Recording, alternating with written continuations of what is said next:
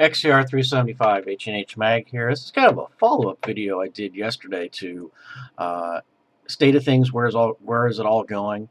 Well, after I did that video, some stuff was in the back of my mind, kind of nagging me about everything, and just been kind of connecting the dots since I did that video up until like now, until I did this video.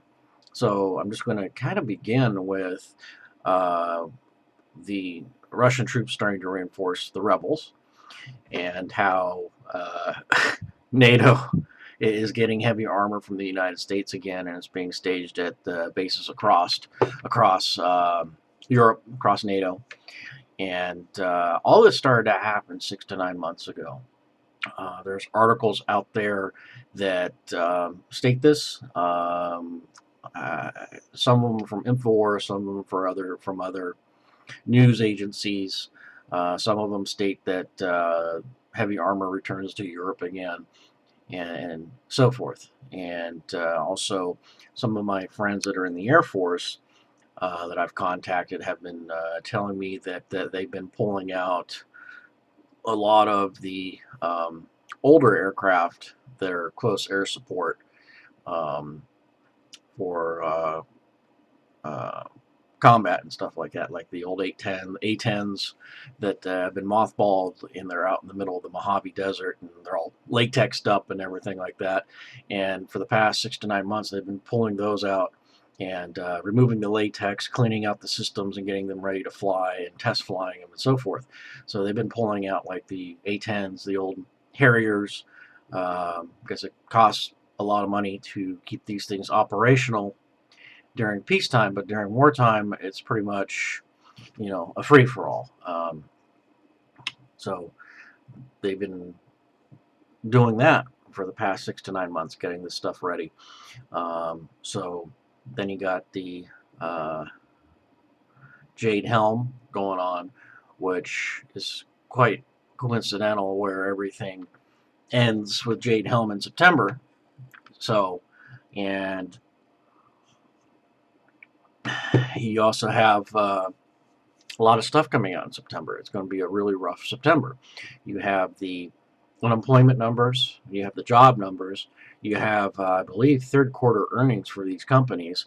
The Fed is supposed to meet and decide whether they're going to hike interest rates or not. Plus, the stock market's been doing one of these things, up and down, up and down, up and down. And the housing market is having issues too. They're doing the same things that they've done in the past, which caused the 2008 burst of the bubble. I'm going to put some links down below and kind of let you guys read through them and give me your thoughts and your opinions. I mean, everything just seems to be kind of falling into place. It's just very strange, and like I said, the stuff has just been kind of nagging me since yesterday that, hey, you got the close air support aircraft being pulled out of mothballs, and you've got the stock market going up and down. You got the Fed ready to make a statement about interest rates and stuff next month, and all the jobs reports and unemployment reports and everything like that, and domestic production reports and stuff like that are coming out too. So September is probably going to be a pretty rough month. Then on top of it, I think my friend told me also that China got rejected by the IMF again, and so that's not good. Their stock market and everything is going nuts and all over the place. And then I believe also that their currency is seriously being devalued, and yeah, it's not going well.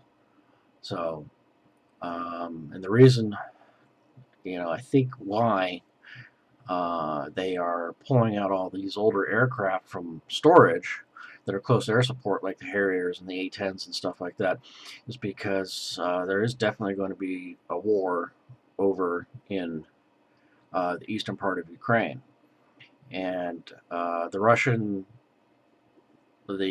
army just has gazillions of tanks. Yeah, granted, they're older models, the T-62s and 64s, 72s, some 80s, some T-80s, T-90s and T-92s, while the more modern tanks like the T-80s and up take a long time to build because it's a very complicated manufacturing process. And what I was told is that the amount of tanks that the Russian army has compared to what we have over there is like 5 to 1.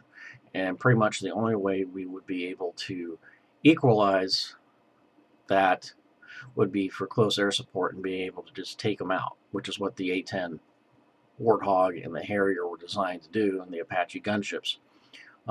So he said, yeah, a minimum of at least 5 to 1. And he's like, when he was in during the Reagan era, it was like 12 to 1. And that's why the M1 Abrams was brought into such mass production at that time, is to kind of make up for the difference. And that's why the AH-64 Apache was brought in and the A-10 was designed and so forth. So, just a little bit of information there. And because pretty much from what it looks like and from what I've seen online and the specs that I've seen online, I don't know how accurate they are, but it looks like the T-90 and 92 are based on the same frame and body of T-72, but the turret and stuff has been upgraded with modern electronics and all that stuff, and that takes a long time to build. Which kind of makes sense. Anyway, so that's just some of my thoughts, some of the stuff that's been nagging at me since yesterday, since I did that video, and just kind of connecting the dots. Also, another thing that I spoke to my buddy about last night was what do they call that Air Force exercise that they put on in Nevada and Arizona and stuff? Red Flag. This year's Red Flag has hundreds of aircraft.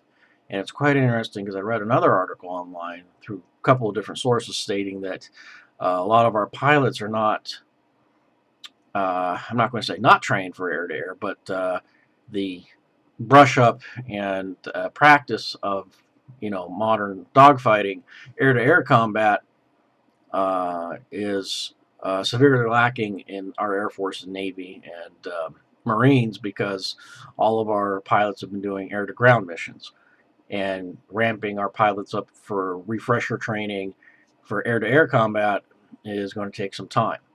And so I'm thinking, this is just my thoughts, that since Red Flag had hundreds of aircraft, which is not normal going on or went on, that they're trying to get the air-to-air training and stuff, dogfighting and so forth, in as much as possible for pilots, since a lot of our pilots are doing close air support, air-to-ground missions instead of air-to-air missions. So anyway, just a whole bunch of stuff that just kind of came into my mind yesterday, and was just mulling it over and thinking about it and talking with some of my buddies and so forth. And yeah, it's quite interesting how everything's just kind of lining up. I mean, why would they start pulling old aircraft out 6 to 9 months ago and starting to getting them ready for active service? So anyway, just some of my thoughts on it. Let me know what you think. Let me know if I'm totally off or whatever and so forth. Oh, before I sign off though, but I wanted to also let some people know that Department of Energy is also on a marathon pace to upgrade our energy, our power grid. And they are building some serious freaking towers and stuff that can handle EMP and everything like that. I mean, and terrorist attacks and so forth. And I'll put some links down there regarding that too. It's very interesting. There's actually I think it's the director of Department of Energy or some higher up bureaucrat on YouTube, and I'll put that link down too, stating that they're modernizing and so forth. And yeah, it's quite interesting. So I think they're expecting some type of attack, so they're trying to harden the grid as fast as they can, because they know, I mean, heck, if I know, and my friends that keep up on this technological stuff from the Russian military know that Russia has the supersonic cruise missiles that have the EMP warheads, they know the threat. So um, I think the Department of Energy has seen this threat, and they're trying to do everything they possibly can to harden our power grid just so that the military communications can stay up. So, I mean, if, let's say, for example, this is all hypothetical, if Russia did launch, let's say, 24 cruise missiles from the East Coast and West Coast, and also from the Gulf of Mexico, equipped with the supersonic cruise missiles with the EMP warheads, our power grid would be down. We would not be able to launch our ICBMs. Our communications would be shot, um, unless they've been severely hardened. And as everybody knows, there's been news articles stating that NORAD has moved back into Cheyenne Mountain due to, better protections, is what they say. At the same time, you have Department of Energy trying to harden the grid as best as they can. I mean, building huge towers that just, that can shunt the EMP pulse into the ground, massive resistors on them and so forth. This is all available to the public. I mean, you drive up the 5 or the 15, and you can see that they're doing some serious construction work up there. So, just some more stuff to kind of think about. And, take it for what it is, like I've always said on my channel. I'm just trying to pass information on and get people to think. So, there's quite a bit of stuff going on. Yeah, I just thought I would just go a little bit more into detail about it. So, anyway, XCR signing off.